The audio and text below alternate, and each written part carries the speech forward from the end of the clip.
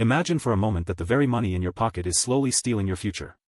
That the system you trust to build wealth is actually designed to strip you of ownership. This isn't a conspiracy theory, it's a historical fact backed by data from the Italian Renaissance, and the intellectuals who sold you this system were paid handsomely to do it. The Renaissance is celebrated for its art, science, and humanism. But behind every masterpiece, there was a financial revolution. A revolution that normalized something called interest-based capitalism, a system that, by design, concentrates assets in the hands of a few. You need to understand that there's a difference between capitalism, which is value-neutral and can be positive, and interest-based capitalism, which is predatory and inhumane in function. The intellectuals who shaped this system didn't just write poetry, they wrote justifications for debt that still bind you today.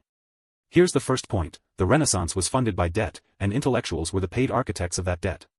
Before the 14th century, charging interest was considered sinful by the church. But Italian city-states like Florence and Venice needed capital for trade and war. So intellectuals, philosophers like Thomas Aquinas, lawyers, even theologians, began to justify interest as a reward for risk. They wrote treatises arguing that lending was a civic duty, not a sin.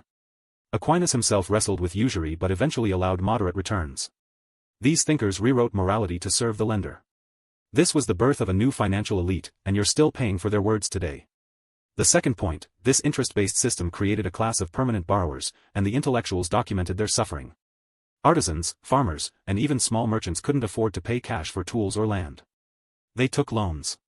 But interest compounded, meaning the debt grew faster than their income. Over time, they paid far more than they ever borrowed. The assets they worked for, workshops, fields, houses, slowly transferred to the lenders. You didn't own your life anymore, the bank did. Writers like Giovanni Boccaccio captured this in stories of peasants losing everything to money lenders. But those stories were fiction. The reality was that debt became a chain that you still wear.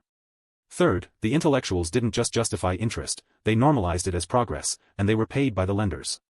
Writers like Leonardo Bruni and humanists argued that lending was a civic duty, fueling the economy. They framed debt as a tool for growth. But here's the thing: this rhetoric masked a quiet transfer of power. While artists painted Madonnas, financiers bought up land. The Renaissance's greatest patrons, the Medici, were bankers who built their fortune on interest.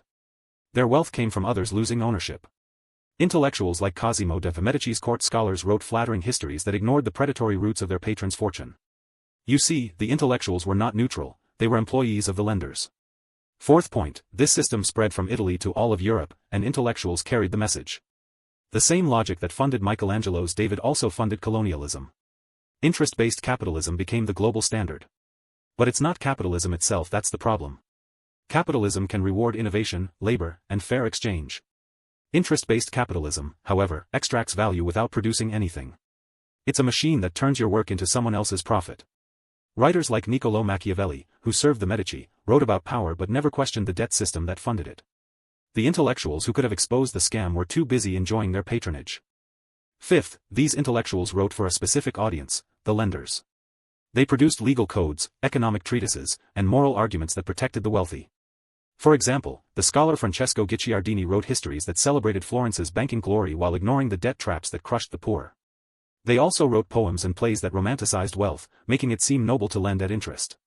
The result was a cultural shift: debt became normal, even virtuous. You were taught to see it as a ladder, not a cage.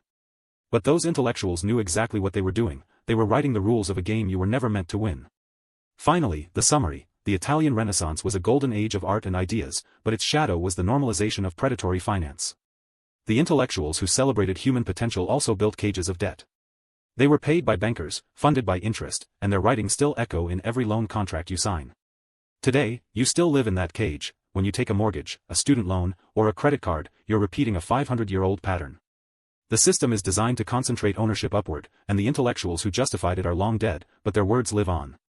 Here's the takeaway: you can appreciate Renaissance beauty without accepting its financial logic.